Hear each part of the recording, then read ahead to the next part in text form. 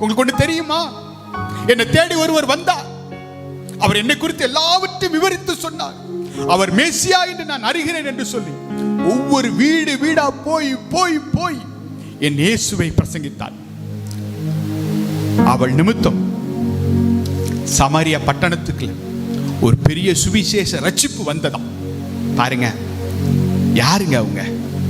இந்த உலகத்தால் அவமானப்படுத்தப்பட்டவங்க, இந்த உலகத்தால் அற்பமா பார்க்கப்பட்டவங்க.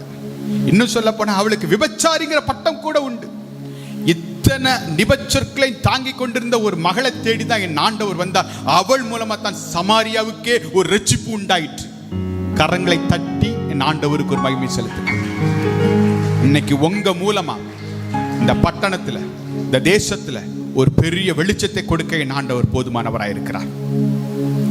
நீங்க நினைக்கலாம், பிரதர் நான் ஒண்ணுக்குமே பிரயோஜனம் இல்லை,